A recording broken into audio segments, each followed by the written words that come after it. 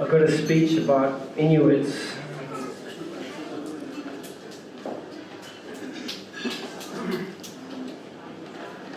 Not quite sure why I'm speaking about Inuits.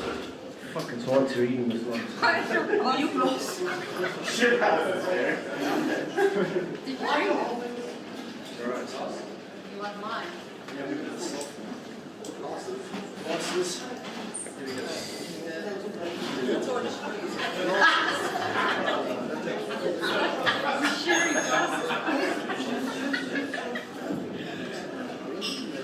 Glasses. Right. Back in the 60s, anthropologist Jean Briggs persuaded an Inuit family on Baffin Island in Canada to adopt her and discovered after living with them for over a decade a remarkable fact. They never got angry. I imagine this was a very useful trait because if you're cooped up in an igloo for like most of the year, you don't want anyone weeding out. Even the children exhibited this remarkable self-restraint, and Briggs discovered after some time how the parents achieved this. One method was that the parents never yelled at their kids. If you yell, you teach them that yelling solves problems. Another was to use drama, but only after the child had misbehaved, to teach them the lesson that there are consequences to certain actions, and to allow them the space to practice controlling their emotions. The other tactic, and the one I'm really interested in, was to use storytelling. If the children went too near the water, for instance, they would tell them about a sea monster with a special pouch on its back, specially made for little kids. Or if you go out without a hat, the northern lights will take your head off and use it as a soccer ball. I'm getting to the point, don't worry. Storytelling is a human universal, valued in some hunter-gatherer groups above hunting skills or medicinal knowledge, according to the article I got this information from, which was a site called Goats and Soda. The storyteller is still top dog today. The only thing people gather around consistently in worship is their TV, and why is that? Because it consistently tells them stories.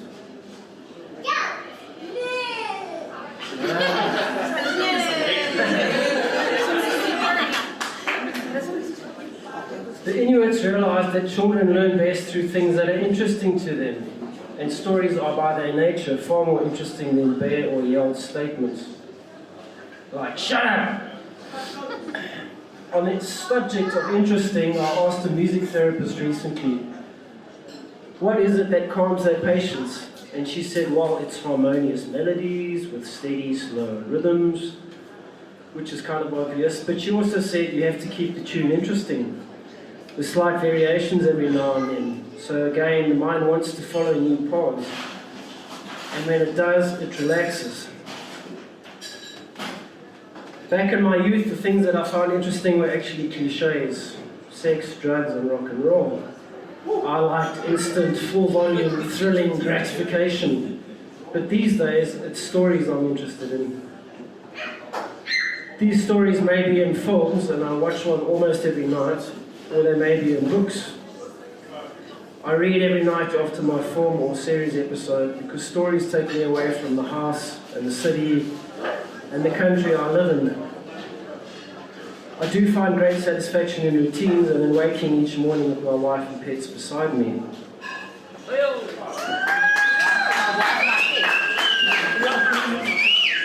But I also crave variation, and it's stories that give it to me. Being able to put yourself in the shoes of others is what enabled us to live together as humans and build cities and pyramids and play in orchestras and care for the sick and infirm. If you can't do this, if you can't put yourself in another situation, you're classified as psychotic because you can't foresee the fallout of your actions and you don't care. The ability to relate is what allows us to suspend our attention on our immediate circumstances, enjoying the hero or villain in their adventure. But lately, it's non-fiction that came to fascinate me, perhaps because I overdosed on Tolkien as a child. And this may be why I wrote an autobiography. Real life and history are, for me, just so incredibly rich and so unbelievably odd. You just can't make half of it, man. That's true. Yeah. Right, so I chose to self-publish my book. That's something that the internet has allowed us. In the old days you had to find a publisher. Nowadays you can publish your own stuff. It does mean there's a lot of crap out there, but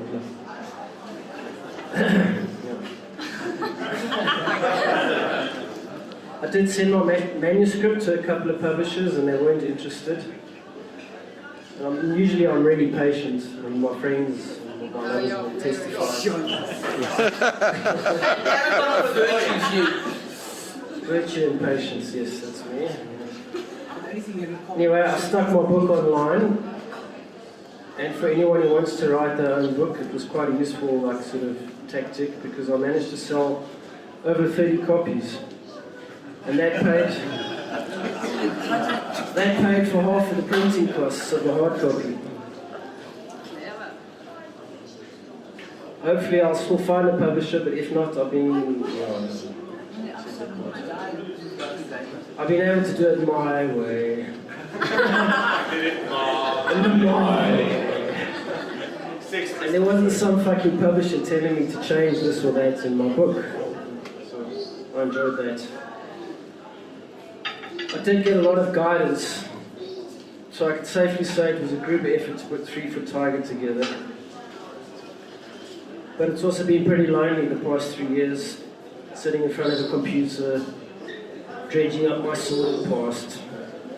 And I had to overcome a lot of self-doubt about how boring the story of my life is, and who the fuck actually wants to read about it. But hopefully I've managed to tell my story in an interesting way. And I've had some great feedback from people whose opinions I really value. And what more can an aspirant author want? I thank the people who helped encourage me and held my hand in the intro to my book, but I wish to thank them again. And I want to thank all the people who made this launch possible.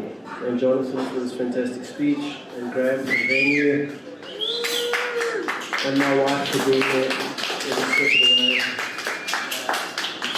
It was a team effort. And Tilo. Yeah. Thank you.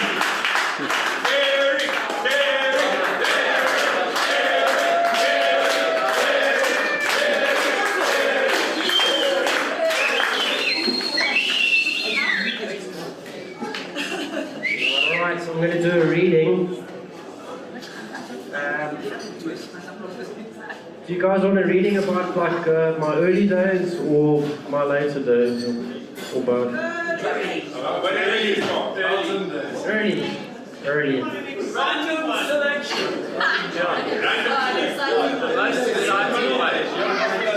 Okay, just shut me up and fucking boring. The most anti-Thompson. Okay, I'll get to that point.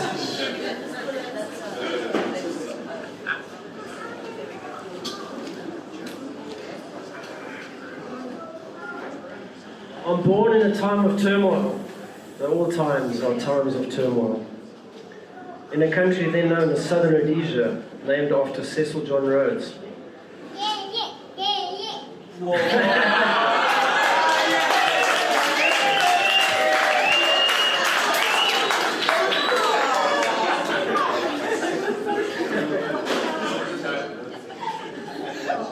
6 days after JF Kennedy, that great symbol of hope, was assassinated.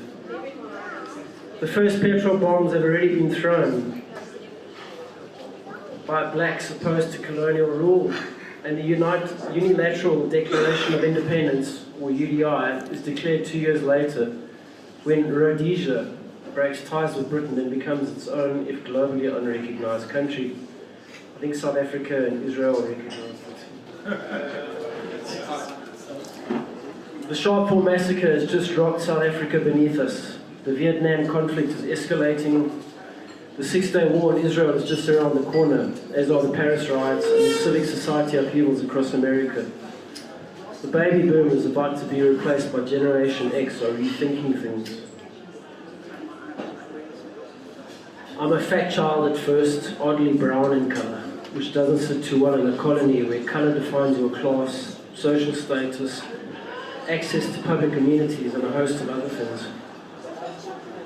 My mom explains to anyone interested that my tan derives from my Irish ancestry, her dad being an Irishman. The Irish had been crossbreeding with the Spanish, she says, and I hear the story often. The Spanish Armada was shipwrecked on the Irish coast when a storm blew them off course, saving Britain. And the Spanish, prior to that, had been invaded by the dark-skinned Moors. Oh. This Moorish blood then apparently accounts for my permanent tan, which never leaves, though the tubbiness soon departs. Later, I surmised that one of my colonial ancestors had taken a fancy to one of the indigenous members of a colony. A far simpler explanation. My ma's explanation, Samoa.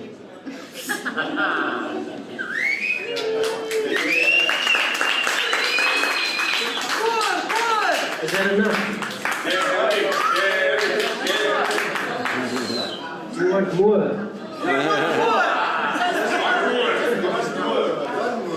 One more. One more. Okay, you want to answer his Thompson.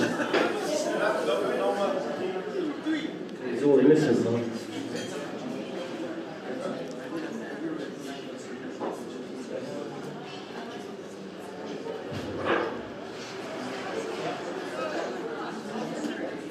Right, this happened in a commune where I was living with a band called Live Jimmy Presley 30 years ago, in 1990, in the deep south of Johannesburg.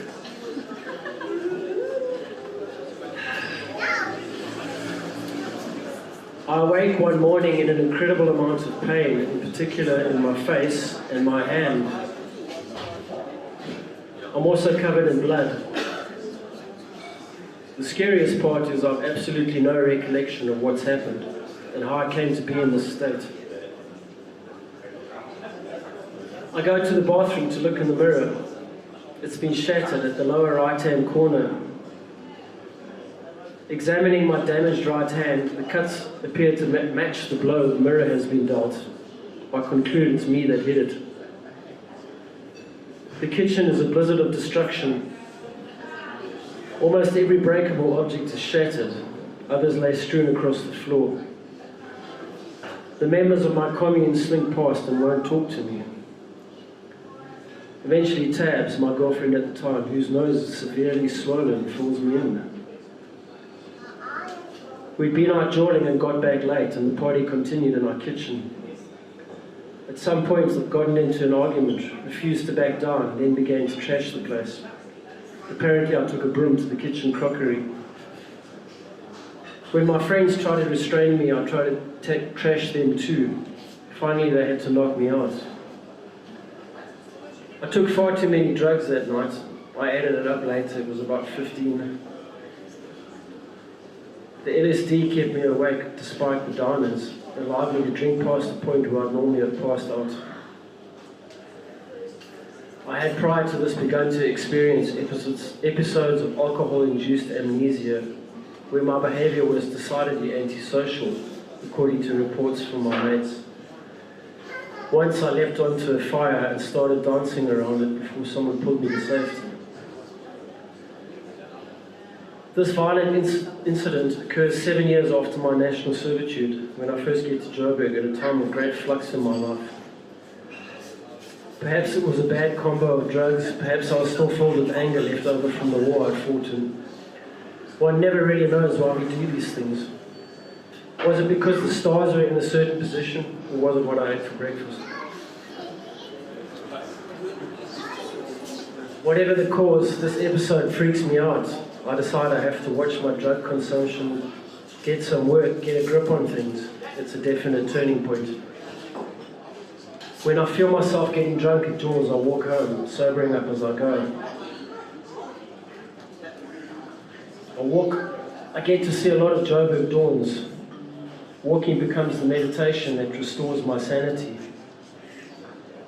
The birds start singing as the stars fade. Often there's a purple carpet of jacaranda blossoms. Luckily, Joburg has, as we call it, no weather. It's a still and sunny city 98% of the time. So I think that's enough. Yeah.